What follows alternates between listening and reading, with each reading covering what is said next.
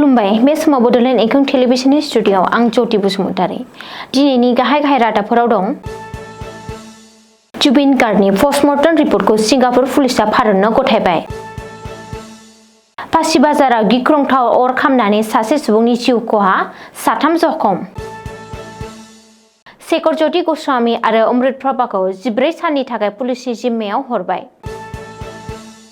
नागाफोरा आसाम नागालेण्ड सिमानि टेङाटल गामियाव गं 90 नखरफोरखौ सावदों दुलाराय बर' फरायसा आफाद मुगानि दावहारु रुंसारि करेन्द्र बसुमतारी थैनाय सान फालिदों दानिया फैदो आबुं रादाबाव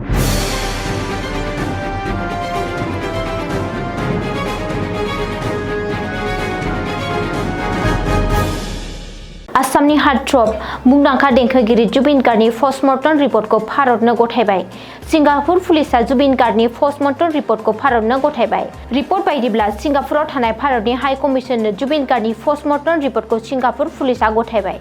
बेनि उनावनो भारतनि हाई कमिसन जुबिन गार्गनि पस्टमर्टम रिपर्टखौ आसाम सोरखारनिफ्राय दैथायहरो आसाम सोरखारा बे पस्टमर्टम रिपर्टखौ जुबिननि बिसि गारिमा साइकिया गार्गनो गथायगोन जरहाटनिफ्राय गुवाहाटीयाव फैफिननायनि उनावनो जुबिननि पस्टमर्टम रिपर्टखौ गारिमानो होगोन नाथाय जुबिननि पस्टमर्टम रिपर्टखौ रायजोफोरनि गेजेराव फोसावनाङा होननानै सिंगापुर पुलिसआ गारिमा साइकिया गार्गखौ खावलायदों मख'नो गोनांदि सिंगापुरनि लैथोआव याट पार्टी खालामनो थांनानै हार्टथ्रब जुबिन गार्गआ लैथोनि दैयाव गबनानै अबथिरा रुंसारि जादोंमोन बेनि उनाव जुबिन गार्गनि श'खौ सिंगापुराव एट'प'सि खालामनाय जादोंमोन जुबिन गार्गनि गोथै श'खौ सिंगापुराव एट'प'सि खालामनाया जादोंमोनब्लाबो जुबिननि गोथै श'खौ आसामाव लाबोनायनि उनाव रायजो राजाफोरनि दाबि खालामनाय बायदियै गुवाहाटी मेडिकेल कलेज हस्पिटालाव फिन पस्टमर्टम खालामनाय जादोंमोन रिपर्ट बायदिब्ला जुबिन गार्गनि अबथिरा रुंसारि जानायाव जेबो रोखोमनि थगायनाय नुनो मोनाखै आरो हमनानै मोनाखै सिंगापुर पुलिसआ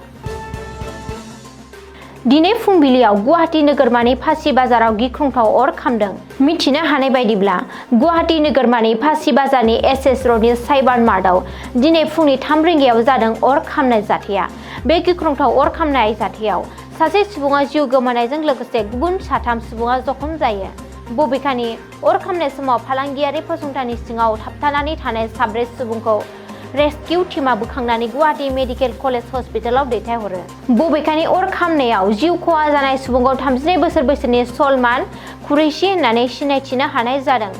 रिपर्ट बायदिब्ला सलमान कुरैशीया गोब्राब उखुन्दै खुनायनि जुनै रुंसारि जायो गुबुन फारसे जखम जानाय सुबुंफोरखौ 24 बोसोरनि बसरिया ताइसिब 22 बोसोरनि साहामिर आरो 22 बोसोरनि बसरिया आरिफ होननानै सिनायथिदों बेनि गेजेराव सानैनि देहायारि हालोदा जोबोर गाज्रि होननानै जीएमसीएसनि डाक्टरा सुलुङाव फोरमायदों बे समाव बिसोर 3 सुबुंखौ जीएमसीएसआव फाहामथाय होगासिनो दं मोब्लिब सर्ट सार्किटनि जुनैनो बे गिख्रंथाव अर खामनाय जाथाया जादों होननानै आन्दाज खालामदों आसामनि हार्टथ्रब जुबिन गार्गनि सोमोनांथावै जिउ खहा जानाय केसखौ लानानै आरोबाव 2 सुबुंखौ सीआईडीआ हमदों बै 2 सुबुङानो जादों जुबिनजों लोगोसे सिंगापुराव दावबायफानाय आरो याट पार्टीआव बाहागो लानाय जुबिननि मिउजिकेल इन्स्ट्रुमेन्ट दामग्रा शेखर ज्योति गस्वामी आरो देंखोगिरि अमृत प्रभा श्यामाकानु महन्त आरो सिद्धार्थ शर्माखौ हमनायनि उनाव बिस्तिबारखालि शेखर ज्योति आरो अमृत प्रभाखौ सीआईडीआ हमदों रिपर्ट बायदिब्ला शेखर ज्योति आरो अमृत प्रभाखौ दिनै फुङाव सीजेएम बिजिरसालियाव हाजिर खालामनाय जायो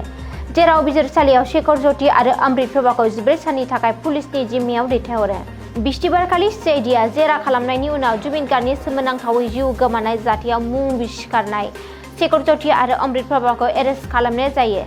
बेखौबो मख'नो नांगोन दि जुबिनआ सिंगापुराव रुंसारि जानाय समाव बिसोर सानैबो जुबिनजों लोगोसे दंमोन शेखर ज्योतिया जुबिनजों लोगोसे लैथोनि दैयाव दुगैदोंमोन आरो अमृत प्रभाया गावनि मबाइलाव भिडिअ रेकर्ड खालामदोंमोन आसाम नागालेण्ड सिमायाव फिन दुंहाव थासारि दुथां नागाफोरा आसामाव फिन गाग्लोबदों मिथिनो हानाय बायदिब्ला आसाम नागालेण्ड सिमायाव थानाय टेङाटल गामियाव हाथियार लानानै दुथां नागाफोरा हाबफैना गाग्लोबफैयो आरो गं 90 नखरफोरखौ सावनानै सेवहांगार खालामलाङो बिस्तिबारखालि हराव नागाफोरा टेङाटल गामिनि गं 90 न'फोरखौ सावनानै बेबायदि उदखारिक हाबाखौ मावदों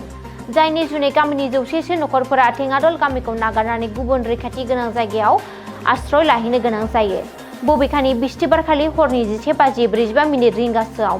हाथियार लानाय 400निबो बांसिन नागा सुबुंफोरा टेङाटल गामियाव हाबफैदोंमोन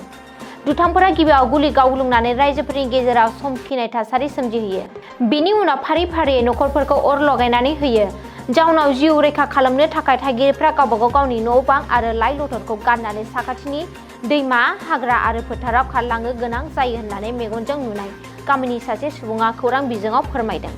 नागाफोरनि बेबायदि उदखारि हाबा मावनायाव थागिरि रायजोफोरनि धोन सम्पति न'नि मुवा बेसाद बायदि डकुमेन्टफोरा सेवहांगार जानायजों लोगोसे जिब जुनारफोरा खहा जायो होननानै सुलुङाव फोरमायदों। बबेखानि CRPF जवानफोरा जाथायसालियाव गोबावै सौहैनायनि जुनै दुथांफोरा गोबांसिन खहा खालामनो हादों होननानैबो सैनांनाय सुबुंफोरा अजद होदों।